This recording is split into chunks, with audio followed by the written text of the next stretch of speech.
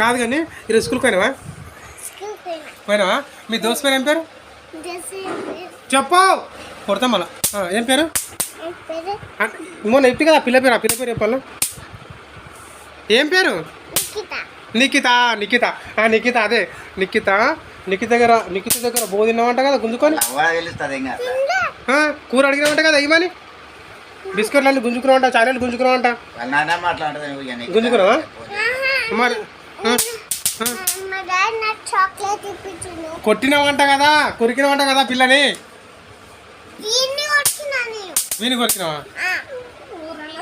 ఆయన నువ్వు స్కూల్కి పోగానే ఏం పేరు ఆ పిల్ల పేరు మర్చిపోయాను మళ్ళీ. నిఖిత.